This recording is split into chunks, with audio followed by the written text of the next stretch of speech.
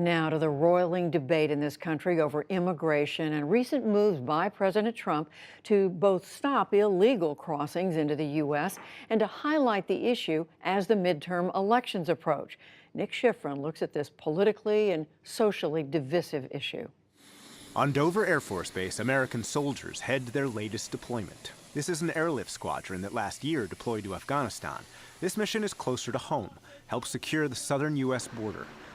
By the end of the week, 5,200 soldiers will fan out across southern states and deliver planes and helicopters with night sensors that can find people crossing the border illegally and quickly deploy Border Patrol agents, use combat engineers to lay fencing along the border, provide housing for Border Patrol agents, and add security to border checkpoints. The president has made it clear that border security is national security. That is direction we've given. That's the direction that we're marching to. General Terrence O'Shaughnessy is the top military commander in North America. He hopes the troops deter two caravans of Central Americans who say they hope to reach the U.S. to escape violence, find work, and reunify with family. Their numbers are expected to shrink, and they're still about 1,000 miles from the border. But the overall movement of Central Americans is a threat, said U.S. Customs and Border Protection Commissioner Kevin McAleenan. At any given moment, there are tens of thousands of intending migrants between the Guatemala border and the U.S. border moving towards us at any given time.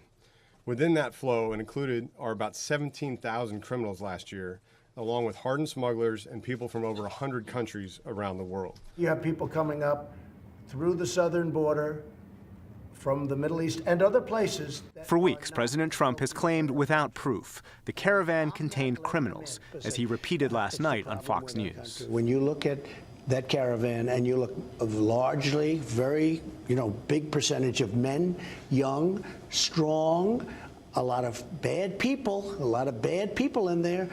But the caravan is full of people like 23-year-old Carla Cruz. Her mother lives in Texas, and she joined the caravan because it's safer than traveling alone.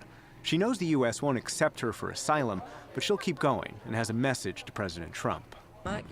I want to go see my mom. I want to get ahead. I want to maybe finish university. I want to maybe learn his language.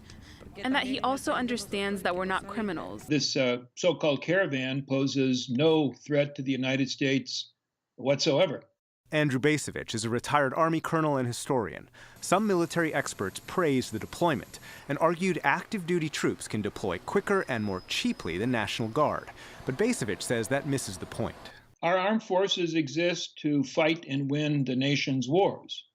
There are better ways to prepare for wars than to deal with this imaginary immigrant threat to our southern borders. By sending the Army, he builds the optics, the impression that it's some sort of military security threat. They're trying to invade Kansas, which plays exactly to the kind of hysterical messaging he's going to want to try to close the election on. Mike Murphy is a longtime Republican strategist who calls the deployment cynical politics.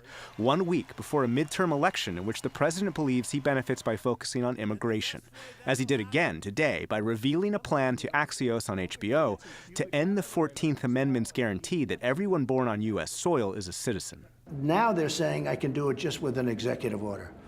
Now, how ridiculous. We're the only country in the world where a person comes in, has a baby, and the baby is essentially a citizen of the United States for 85 years with all of those benefits.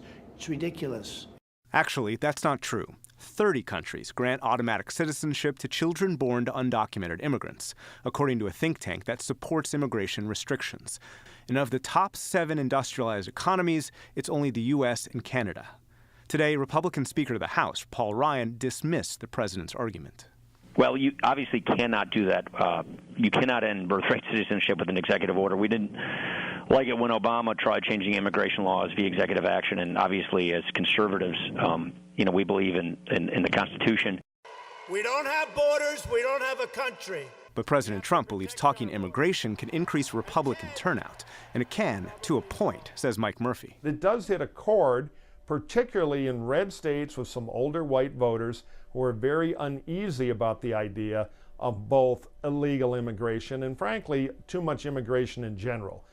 But Trump's not popular in enough places to have it be a particularly effective message if he wants to try to keep the House of Representatives under Republican control, which a lot of us in the party would prefer he'd be doing.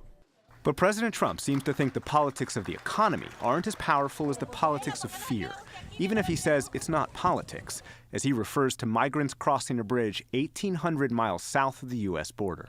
We're being Is this invaded. politics or is this real? On the bridge, when you looked at that bridge loaded up with people, that's called an invasion of our country.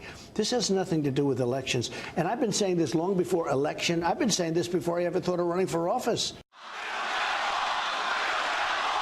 That is true, but it's also true the president won his election and hopes to help his party win another election by talking immigration and making sure we talk about it too.